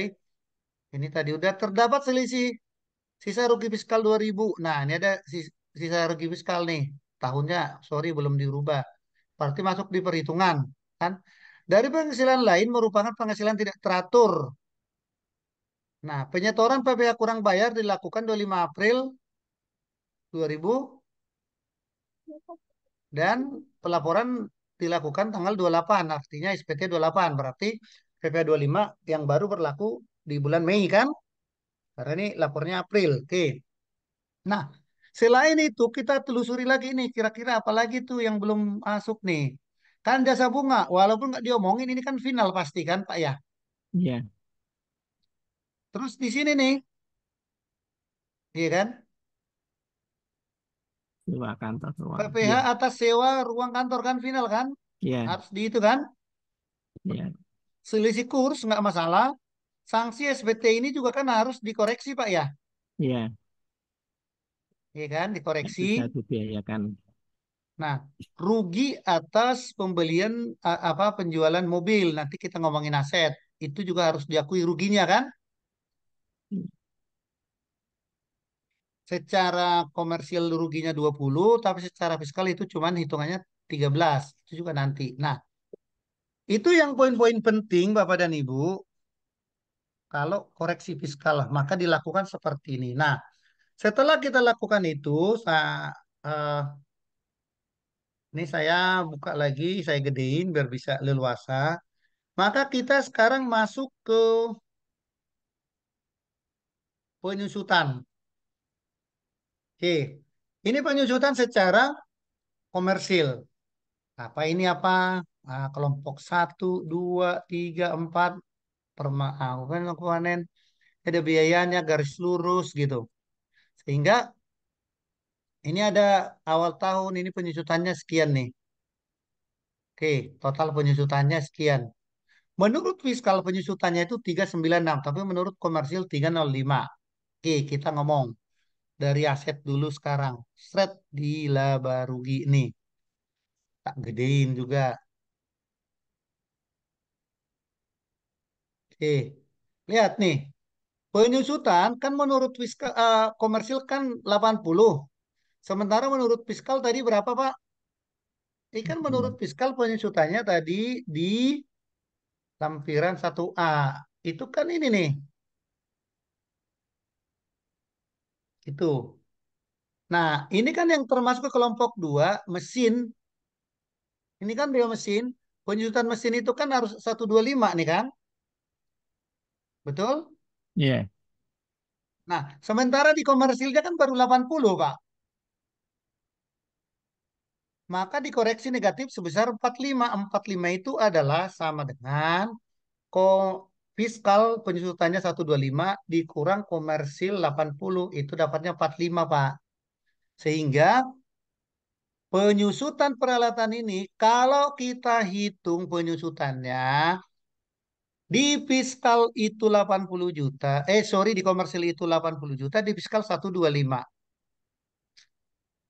Tuh. Jadi harus sama nilai yang ada di sini, anding balat ini nih, penyusutan ini sama biaya yang ada di sini tuh harus sama. Dalam hal ini kita baru bilang tadi baru hanya ngomongin ini nih, 125, mesin dan peralatan. Karena yang penyusutan yang lain itu kan nggak di HPP nih. Kita lagi ngomongin yang penyusutan yang punyanya HPP.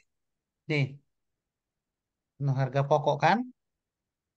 Oke, kita lihat lagi penyusutan schedule satu nih yang berurut peralatan. Nah, menurut fiskal kita itu 225 sorry komersil 225. Sementara ada koreksi 46. Dari mana koreksinya? Itu adalah yang ada di lampiran satu ini tambah ini, tambah ini, tambah ini, tambah ini 100. Kok isinya semua kok spill-spill?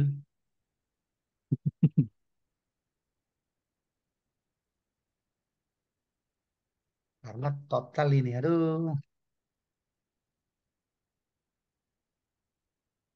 Nah,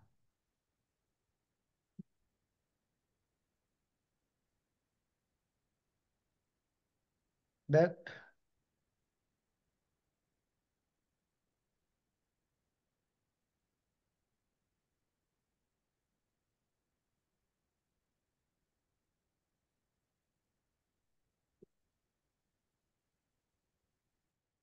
nah 271 kan ya Bapak dan Ibu ini, benar kan? Iya kan? Nah, karena penyusutan fiskal kita secara hitungan fiskalnya itu ada 271.250, sementara di komersil kita baru mengakui 225.000, maka kita harus koreksi 46.250. 46.250 itu dapatnya adalah 275 dikurangi 225. 46.250. Oke, paham Bapak dan Ibu? Paham, Pak. Gimana Dinda? Ini agak berat soalnya nilainya Dinda.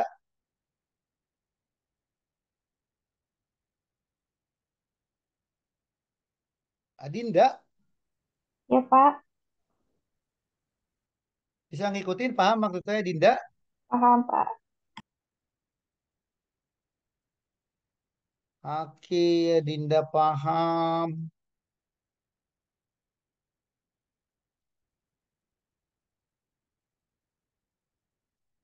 Ratih, Ratih Cipta Ningtyas, Bu atau Mbak. Itu paham yang dijelasin? Bu Ratih? Oke. Karena hati-hati Bapak dan Ibu. Kalau Bapak dan Ibu memang benar-benar mau lulus ujian dan dapat skor 75, itu harus menjawab soal dengan baik. Soalnya kurang lebih nanti seperti ini. Ya Ya. kan? Kalau Bapak dan Ibu jawab dengan baik, maka ya Bapak dan Ibu bisa mendapatkan gelar apa? Eh, Saya teteh, Pak. Certified Tax Assistant ya, TTA ya, Try Text CTA ya. Technician. Saya teteh, Pak. Oh, CTT, Iya. Certified Tax Technician kan? Iya, betul. Gitu. Makanya makanya dari tadi saya suruh open mic aja, langsung tanya kalau nggak ngerti di sini. Tujuannya untuk itu. Paham Bapak dan Ibu? Paham. Sayang kan udah kursus sekian lama, Tapi nanti prakteknya berbulan-bulan. yang bingung, Pak. Kalau ada, Kenapa Pak? biasanya kalau ada soal tuh agak bingung nyari-nyarinya. Ya makanya ketika sekarang dipahami Iya, Pak. Nanti kalau udah soal kan, oh udah paham ini. Oh ya dulu dijelasin seperti ini kan gitu Pak ya. iya, Itu tuh fungsinya. Oke, kita lanjut ya. ya, siapa? Oke, itu yang depresiasi. Sehingga di lampiran satunya kita punya di sini nih, kita punya sebesar ini nih, 396. Kalau kita hitung secara fiskal, secara komersil 396. Maka ada Bisa. selisih antara penyusutan fiskal dan penyusutan komersil ada 91.250. Mari kita verifikasi apakah benar. Itu angkanya ini 45 ditambah dengan yang di atas tadi. Tambah ini. Sorry. Ini kontrol. Aduh, sorry. 42 tambah dengan ini. Ya. Tuh.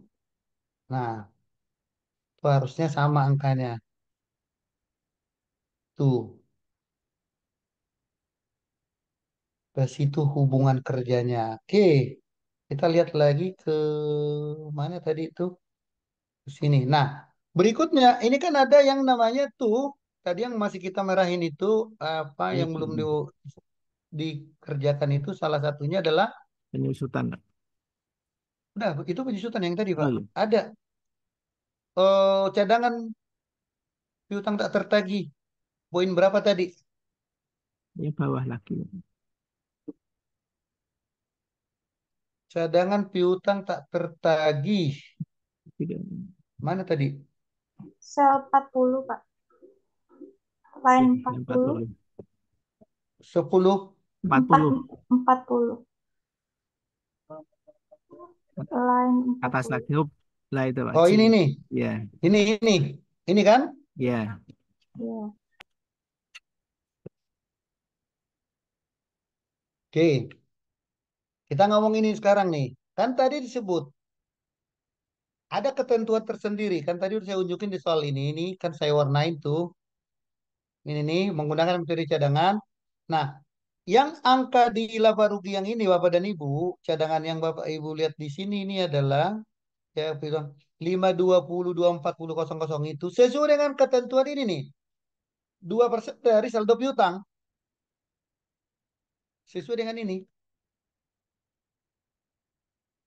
Nah, tapi kan pajak nggak bisa mengakui ini 100%. Pajak itu ada ketentuan seperti yang teori tadi. Nah, kebetulan saya udah buat di sini nih piutang tak tertagih.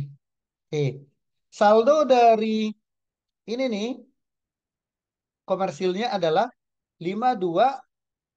5202400000. Ini saldo dari komersil ya. Nah, kan di sana disebut di soal ini tadi tuh, kita lihat di soal. Nah, seluruh sudah dibebankan laba rugi komersil ya, kan? dan dibuatkan daftar piutang untuk diserahkan ke KPP. Sebesar 250 diserahkan penagihannya kepada pengadilan negeri. Nih 250. 250 itu penagihannya pengadilan negeri gitu kan. Oke, terus yang berikutnya tadi disebut di sini 120 dibuatkan perjanjian penghapusan karena pilot. Nih 120. Ya. Oke kan? Sisanya adalah debitur kecil yang 30 juta. Tadi di soal ini nih. 30 juta merupakan piutang debitur kecil. Debitur kecil itu kan nggak perlu mendapat izin dari Dirjen Pajak gitu kan. Bisa di itu sendiri. Sehingga apa Bapak dan Ibu? Biaya yang bisa kita akui menurut pajak itu adalah 250, 120, dan 30. Totalnya 400 juta. Padahal di laporan keuangan komersil tadi totalnya 520, 240 kan? Sehingga ada selisih sebesar 120, 240, 00. Inilah yang kita masukkan sebagai koreksi fiskal di sini. 120 ini. Tuh, itu langkahnya dari sini Bapak dan Ibu, piutang tak tertagih di sini. Tuh, sehingga match dong. Piutang tak tertagih kita hitung tadi yang diakui oleh pajak itu kan 400 juta. Sementara di sebelumnya di biaya di biaya komersil itu 520, 240. Matching dong kan ya? Cocok kan? Cocok, Pak. Oke. Nah, kalau udah semuanya itu kita masuk, maka kita menghitung PPh badan. PPh pasal 29. Dari mana datangnya pasal 29? Tadi penghasilan neto fiskalnya itu adalah dari sana, dari laba rugi ini tadi, laba rugi. Ada kompensasi kerugian 350, tadi tuh dapatnya dari mana? Dapatnya dari soal ini nih.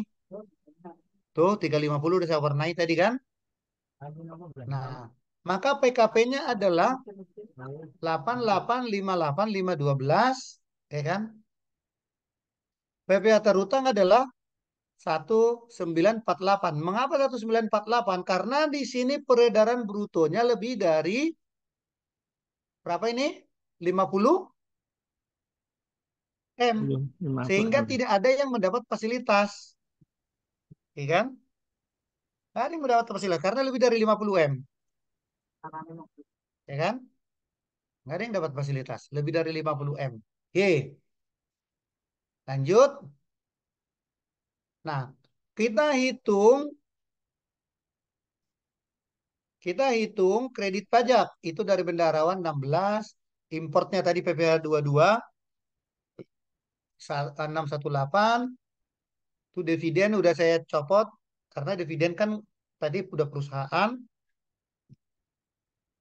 SEO kendaraan 480, bunga pinjaman, angsuran PPh 25 tadi ada perhitungannya. Yang ini nih, PPh 25 itu datangnya dari sini, ya kan? Ini 25 yang ini nih angkanya. PPh 25 nih. 28 dikalikan Januari kali 3. Januari, Februari, Maret. 28.200. Sementara Mei atau 9 bulan itu 42 per bulan. 42.400. Kalau di total masuklah, dapatlah dia ini nih. 46466.200 itu kan 424 0,00000 kali 9 bulan 3 kali 28.200 totalnya yang itu dapatnya. Nah, maka kredit pajak kita adalah sebesar ini. Karena kita ada kredit pajak sebesar 1108174597, maka PPh 29 yang harus dibayar adalah 844777609. 603. Kapan PPh 29 harus dibayar? Harus dibayar sebelum melaporkan SPT.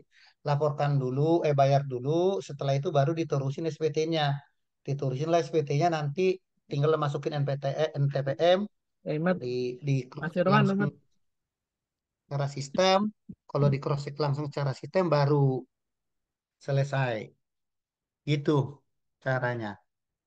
Itu PPh 9. Bagaimana angsuran tahun berikutnya? Nah, angsuran tahun berikutnya dan yang tidak teratur dan non final itu harus dikurangi.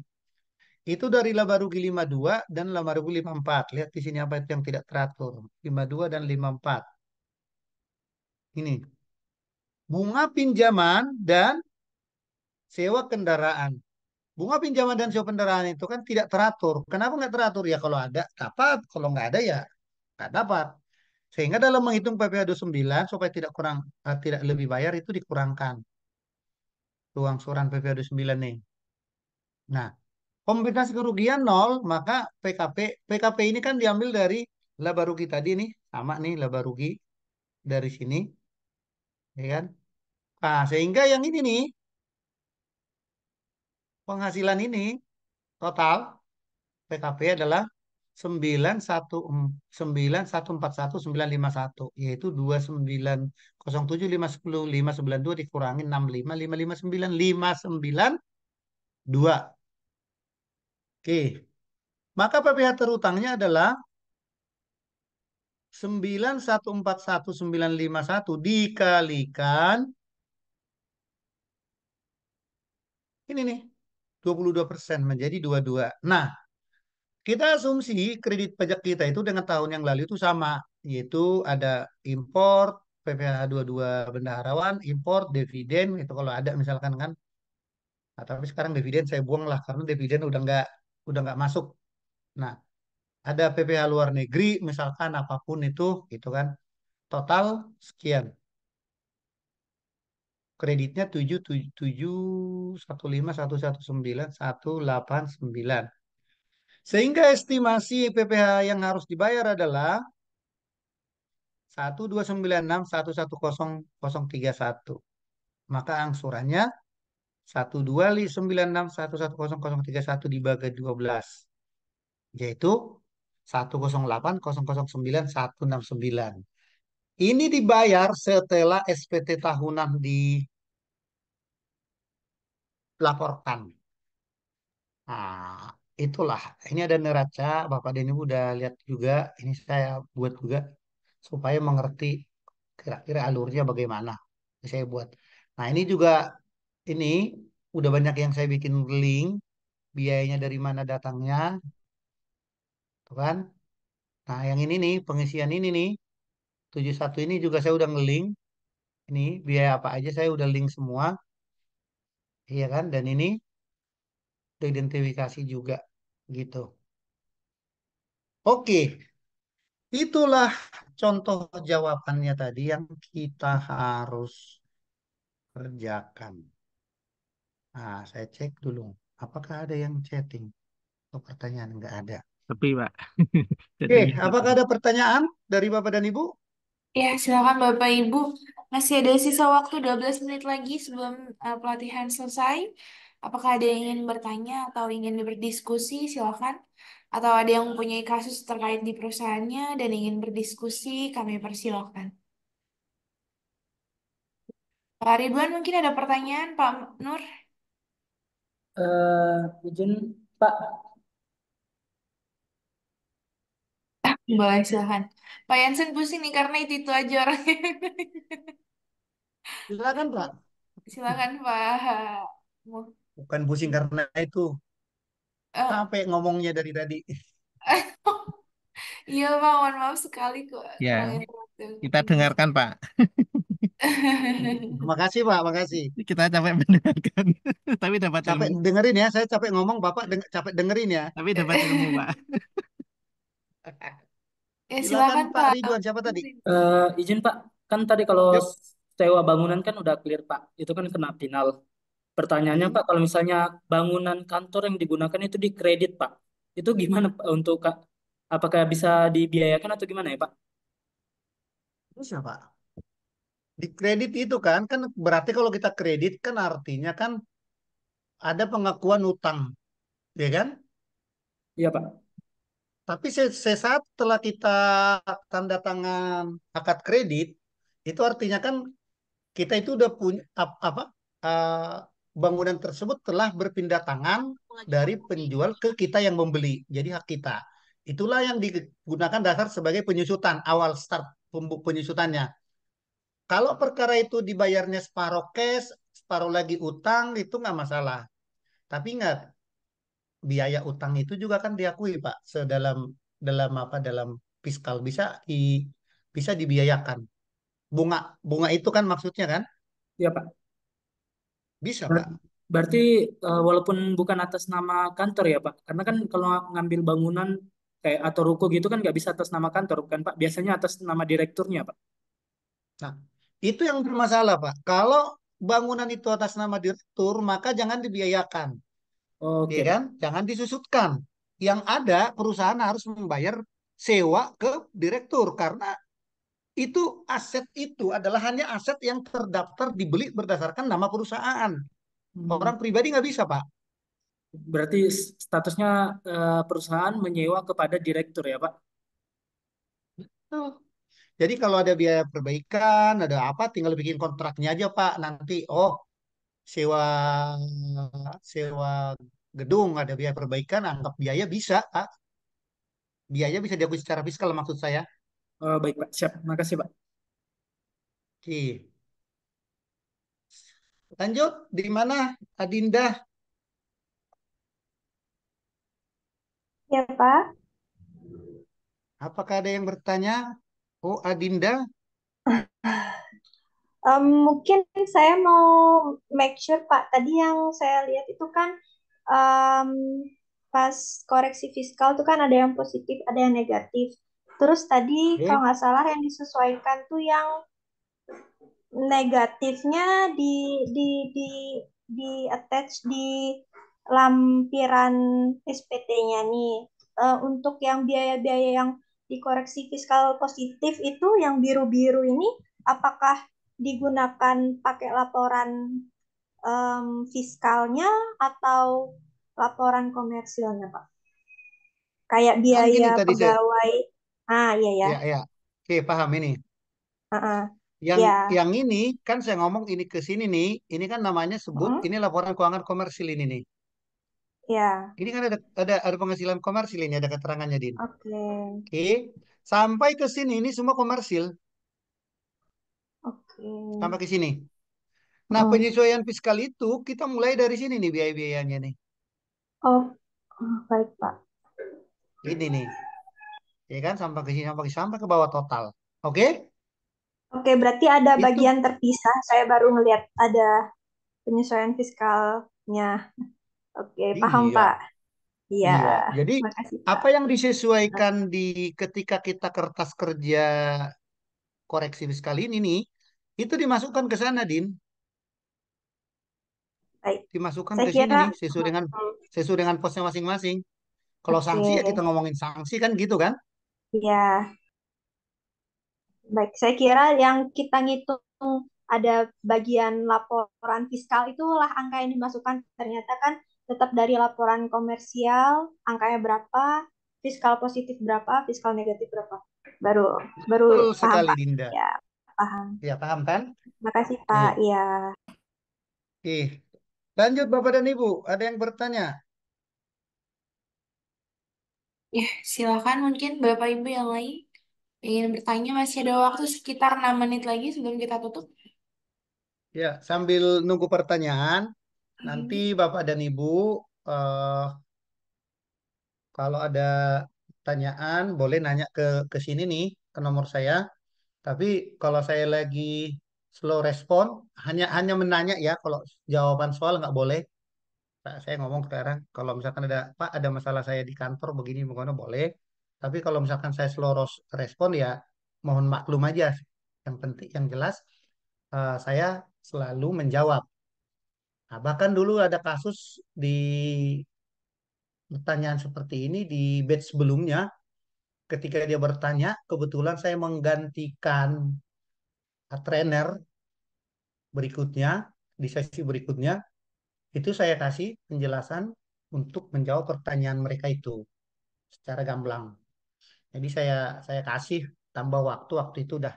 Yang penting mereka itu paham apa yang saya ajarkan. Kalaupun saya di sesi tambahan waktu itu, sesi pengganti gitu. Jadi boleh Bapak dan Ibu nanti nanya ke sini ke saya ya. Terima kasih. Nggak mau Pak Nur, nanya. Ya, iya silakan. ya. Nanti tugasnya itu apa ngeling-ngeling seperti tadi nggak ya Pak ya? Kalau yang kemarin tuh apa itu SPT pribadi itu nggak ngeling kan, manual semua. Tadi yang punyanya Pak Johnson ini ngeling nggak? Kalau ngeling kan Kalau lebih bisa mudah di Pak. link, di link. Kalau mau diisi manual, diisi manual. Pak, capek Pak kalau manual. Kemarin yang tugas SPT pribadi itu orang pribadi itu manual Pak itu. Nggak ada Ya, yang mana yang gini Pak, cara saya yang terbaik menurut saya belum tentu cocok kepada Bapak dan Ibu. Jadi silakan menggunakan cara tersendiri yang cocok dan cepat. Yang penting jawabannya benar. Kan gitu kan ya? ya Pak. Oke, ada pertanyaan lagi? Kalau enggak saya stop share biar kelihatan Iya, kita semua. iya Yuk, betul. nyalain, Ya dibantu nyalain rekan-rekan dulu Bapak Ibu. kameranya biar kita ngobrolnya enak tuh. Oke, Pak Nur, Betul. Ya, tinggal di mana Pak? saya di Purwodadi Grobogan, Jawa Tengah, Pak. Orang Jawa, Oh, Pak. Purwodadi. Ya, Mas Abdul Aziz, Saya di mana Pak? di Tangerang Selatan, Pak. Tangsel. Salam. Oke. Mbak Adinda. Saya di Bali, Pak. Oh, di Bali. Di Bali di mana? Di Uluwatu, dekat Oh, pariwisata. Uluwatu. Pemandangan yang Ya, enak ya. iya. Nanti kalau ada saya trip ke sana, saya mampir deh ke Uluwatu Boleh, lagi. Pak. Deket banget sama pantai, GWK, Pura Uluwatu, Nah, semua deket saya. saya ada mengawasi perusahaan di Gejayan, di Munang Maning, sama di apa itu di Sesetan. Oh, Sesetan lumayan dekat. Nanti kalau saya ke sana. Kabar. Oke, Oke. Pak Muhammad Ridwan Muiz, tinggal di mana? Di Kepulauan Riau, Pak. Kepri di mana? Kepri di Bengkalis. itu Riau, Pak, kalau Bengkalis. Oh, Kepulauan Riau, Batam. Kep- oh Batam, yang jelas dong ngomongnya. Karena kan Kepri kan pusat provinsinya kan di Bengkalis. Bukan, Pak. Kalau Kepri itu kan Provinsi Kepulauan Riau, Pak. Iya, ngerti ya. Ibu kotanya itu Tanjung Pinang, Natuna, kabupatennya itu Natuna, Lingga, Hmm, Bintan, Batam kotanya, Pak. oke, oke, oke, oke. Oke. Mbak Retno Ya, saya tinggal di mana? Dari Sulawesi Tengah, Sulawesi. Pak. Sulteng. Iya. Di mana Sultengnya? Aslinya Lubuk Banggai, tapi domisilinya di Palu, Pak. Sekarang lagi di site Luwu, Banggai. Luwu Banggai. Iya, Oh, tapi saya domisilinya di pernah Palu. saya pernah dari Palopo, dari Inkomalili. Oh, Sulawesi Selatan ya, Pak. Ya, perbatasan ke Tenggara. Cuman dari situ ke Kendari cuma naik Katingting beberapa jam itu 1,5 jam Oh, apa sejam gitu. Naik iya, saya Katingting. lagi onsite sih, Pak, di Konawe sekarang. Oh, Konawe, oke oke. Mbak Rati, oh Bu Lucy bunganya indah. Oke. Nggak Ada usah. pertanyaan lain dari Bapak dan Ibu? Atau kita mau sharing apa, pengalaman apa gitu. Mumpung ada waktu. Ya, silakan. Mungkin ada terakhir ada pertanyaan. Pak Moridwan mungkin ada pertanyaan lagi? Gitu. Udah Sudah banyak, Pak. cukup. Sudah banyak. Oke, baik. Terima kasih. Mungkin Pak Yansen karena waktunya memang sudah jam 15.00, saya izin untuk tutup pelatihan pada hari ini ya, Pak. Oke, silakan. Oke. Sebelum ditutup sama Safira. Oke, Ya, baik baik, Pak. Bapak dan Ibu. Saya berterima kasih. Suatu kebanggaan bisa sharing ilmu dengan Bapak dan Ibu. Kalau nanti ada hal-hal yang berkaitan dengan pajak, audit, akuntansi, boleh chat ke saya. Itu ada tadi kan nomor saya udah saya kasih. Nah, selain saya memang megang beberapa perusahaan, grup reporting, saya juga sedang mengurus izin nih, lagi siapin itu di tahun ini mau ngurus izin akuntan publik karena CPA saya itu udah nganggur dari tahun 2017. 2017 saya mengambil CPA, tahun ini saya harus bisa tanda tangan opini karena selama ini juga yang walaupun saya punya beberapa klien itu yang tanda tangan teman karena kan belum ngurus izin. Nah, jadi selain itu juga ya saya memang beberapa jalan-jalan ada job job saya di luar kayak tadi kan di Bali, Jogja, Surabaya. Itu adalah rute-rute saya yang rutin yang harus dilalui minimal sekali 2 bulan ke sana. Kalau ada bapak dan ibu yang pasti sana nanti senang kalau bisa ketemu. Gitu. Mudah-mudahan nanti kita ketemu biar enak ngobrol, enak diskusi. Eh, apabila ada kekurangan saya dalam menyampaikan materi hari ini, saya mohon maaf kepada bapak dan ibu.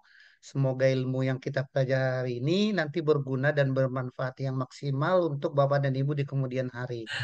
Akhirnya saya mohon pamit. Terima kasih. Sampai ketemu di lain Sampai ketemu kesempatan. Pak. Iya, terima Nah, kasih banyak terima Pak kasih Terima Pak. kasih, Yansen. Bapak. Ya. Oke, sebelum pamit Pak Yansen, kita dokumentasi terlebih dahulu ya Pak. Oh gitu. Nah, Iya, ayo kita siapkan foto pose dulu. terbaik. Posenya itu harus Oke, kayak artis baik. gitu. Kalau belum kayak artis jangan difotoin. Baik. Ayo, Saya Dinda hitung di satu tengah, jangan sampai di tiga. pinggir. Iya. Saya hitung satu Ini sampai di tiga mana? tersenyum ke kamera ya Bapak Ibu ya. Oke. Oke, satu, dua, tiga. Sip. Oke, ditunggu sebentar. Saya kirim. Jangan lupa kirim ke saya. Saya setiap ada begini saya dokumentasiin. Oke, baik Pak Yansen siap. Siapa tahu berguna bagi anak dan cucu. Ya. Siap. Sudah selesai, baik. Untuk selanjutnya kita akan bersama-sama mengucapkan terima kasih kepada Bapak Yansen yang sudah menyampaikan materi pada sesi hari ini. Terima kasih banyak Pak. Kasih, Terima Pak. kasih Iya, Pak Pak. Jansen.